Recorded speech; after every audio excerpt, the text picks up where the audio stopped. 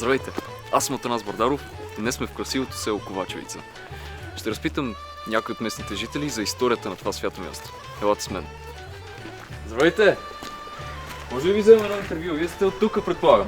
Местен? Нали? Давай, само не ми се карай сега. Ама, окей. Става въпрос. Май не викай! Не викам. Спокоен съм. Става въпрос за да ми разкажете малко за историята на това място. Изглежда свято. Ага. Някакви легенди и герои. Исторически лица. О, легенди и герои. Да? Значи имаше един Вало. Вало на Калмука. Вало на Калмука, слушай. Това момче...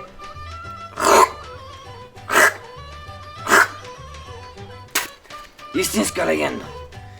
Истинска легенда на селото. Той като фане, като идем да дойдем краите с него. То и като ги фане за зърка. Като че. И това фраг и напълни цялата кофра. Като фане за другия.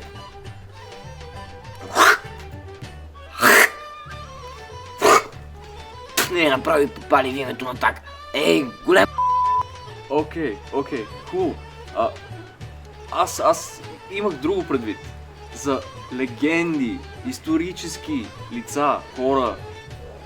Те ж и с мислиш? истории. Не, Мислиш? не. Я не съм ли звал? Какво?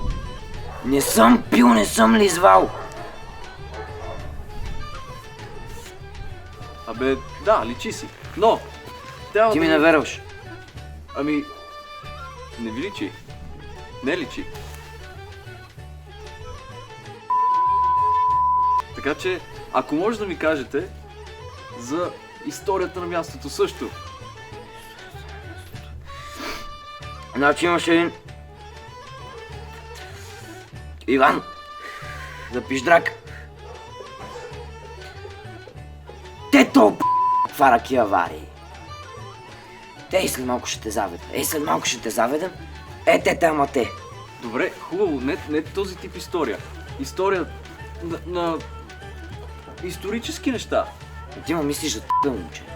Не. Ти ма мислиш за ние с тебе не се уважаваме. Ти откъде си ти? Не мога да кажа. Коя телевизия това? Коя телевизия това? Не. БНТ 1. Успокойте се. БНТ 1. Успокойте се. Чакайте, господине, спрете ме, господине!